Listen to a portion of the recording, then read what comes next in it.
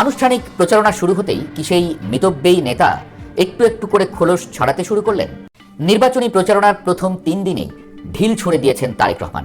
London থেকে ফিরে যেভাবে তিনি নিজেকে মেপে মেপে চালালেন, তাতে সত্যি অনেকেই অবাক হয়েছিল। পরিমিত শব্দ, পরিমিত আচরণ, কোথাও বাড়তি উত্তাপ নেই, কোথাও অপ্রয়োজনীয় আক্রমণ নেই। বিশেষ করে যে আওয়ামী লীগ তাকে বছরের পর বছর ধরে রাজনৈতিক নির্বাসনে ঠেলে রেখেছে, সেই আওয়ামী লীগের বিরুদ্ধেও তিনি প্রকাশ্যে একটুও তীরও ছুঁড়লেন না। এমনকি লন্ডনে পরা জুতো জোড়াও বদলাননি, সেটা নিয়েও আলাপ হয়েছে সোশ্যাল মিডিয়ায়। কিন্তু প্রশ্নটা উঠছে এখানে, এই সংযম কি টিকল? প্রথম দিনেই সিলেটের মাটিতে দাঁড়িয়ে তারেক রহমান এমন এক বাক্য ছুঁড়ে দিলেন, যা শুধু রাজনৈতিক বক্তব্য নয়, সরাসরি মৌচাকে ঢিল। সমাবেশে তিনি বললেন, কেউ বেহেশতের টিকিট বিক্রি করে ভোট চাইছে। আর এই বাক্যের ভেতরে আছে ধর্ম, রাজনীতি আর ক্ষমতার ভয়ঙ্কর মিশেল। তিনি কাদের বোঝালেন সেটা বলেননি, তবে সেটা বুঝতেও জনগণের সময় লাগেনি। কিন্তু রাজনীতিতে না বলা কথাগুলোই কি আরো বেশি শক্তিশালী? আর না বলার সুযোগটাই কি পরের কয়েক ঘন্টার পুরো নির্বাচনী মাঠকে উত্তপ্ত করে তুলল? এর ফলাফল দেখা যায় একদিনের মধ্যেই রাজধানীতে জামায়াতের জনসভায়।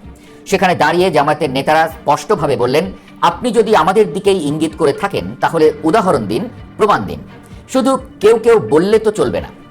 দর্শক লক্ষ্য করুন, এখানেই একটা অদ্ভুত ব্যাপার ঘটেছে। বিএনপি সরাসরি জামায়াতের নাম নেয়নি, জামায়াতও সরাসরি বিএনপির নাম নেয়নি, কিন্তু দুপক্ষই জানে কার দিকে তীরটা ছোঁড়া হয়েছে। এই নীরব ইঙ্গিতের রাজনীতি সবচেয়ে বিপজ্জনক, কারণ এতে উত্তেজনা বাড়তেই থাকে। এই অবস্থায় আরও এক ধাপ এগিয়ে জাতীয় নাগরিক পার্টি তথা এনসিপি। নাহিদ ইসলাম নাম ধরেই বিএনপির সমালোচনা করলেন, ফ্যামিলি কার্ড নিয়ে প্রশ্ন তুললেন, টাকা আসবে কোথা থেকে, কারা পাবে, কিভাবে দেয়া হবে।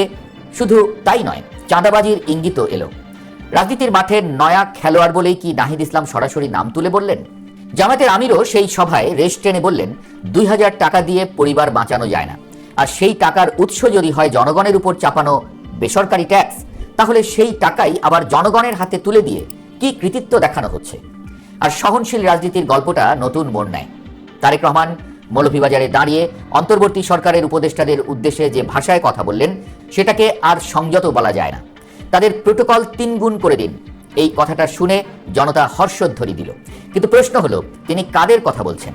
নাম না বলেই এমন বক্তব্য দেয়া কি দায়িত্বশীল রাজনীতি, নাকি এটা জনতার ক্ষোভকে ইচ্ছাকৃতভাবে উস্কে দেওয়ার কৌশল? রাজনীতিতে শব্দ শুধু শব্দ নয়, এক একটা শব্দ এক একটা বারুদ, যা ভিড়ের ভেতর ছুঁড়ে দিলে মুহূর্তেই বিস্ফোরণ ঘটাতে পারে। আবার সেই শব্দই তপ্ত খরার বুকে এক ফোঁটা বৃষ্টির মতো শান্ত করতে পারে আগুনে পোড়া মন, থামিয়ে দিতে পারে রক্ত ঝরার আগে। প্রশ্ন হলো, এই মুহূর্তে তিনি কোনটা ঢালছেন?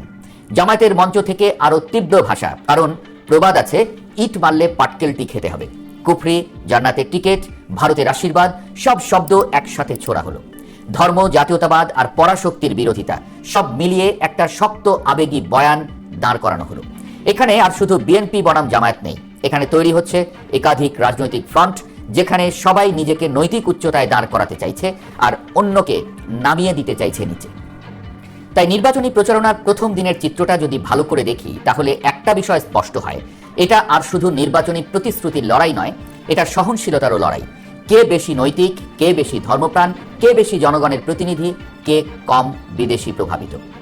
এই লড়াইয়ের সবচেয়ে বড় ঝুঁকি হলো, এই উত্তাপ যদি মাঠে নামে, তাহলে সেটা আর মাইকের মধ্যে থামবে না। সুশীল সমাজ তাই বলছে, তর্ক হোক, সমালোচনা হোক, কিন্তু যেন সহিংসতায় না যায়। এইদিকে নির্বাচন কমিশনও বলছে, ইতিবাচক সমালোচনা গণতন্ত্রের সৌন্দর্য। কিন্তু প্রশ্ন আসে, এই সমালোচনাগুলো কি সত্যিই ইতিবাচক? প্রথম দিনেই যদি এমন ভাষা, এমন ইঙ্গিত, এমন পাল্টা আক্রমণ শুরু হয়, তাহলে শেষ দিনে কি হবে? সংযমের যে ছবি লন্ডন থেকে এসে তৈরি হয়েছিল, সেটা কি আস্তে আস্তে খসে পড়ছে, নাকি এটা ছিল শুরু থেকেই হিসাব করা এক কৌশল, আগে শান্ত পরে আঘাত? নির্বাচনের মানে শুধু ব্যালট নয়, নির্বাচনের মানে ভাষা, আচরণ, দায়বদ্ধতা। এই প্রথম দিনেই যদি রাজনীতি উত্তেজনার খোরাক হয়ে ওঠে, তাহলে শেষ পর্যন্ত ক্ষতিটা কার হবে? দলগুলোর নাকি দেশের? এই প্রশ্নের উত্তর এখনো খোলা, কিন্তু একটা কথা নিশ্চিত, প্রথম দিনের এই তর্কযুদ্ধ বলে দিচ্ছে, এই নির্বাচন বাকযুদ্ধ মোটেও রাজনৈতিক সৌন্দর্যের ধার ধারবে না। সবাই যার যার জায়গা থেকে বারুদ ছুঁড়বে, আর সেই বারুদের প্রথম স্ফুলিঙ্গটা ইতোমধ্যেই ছিটকে পড়বে।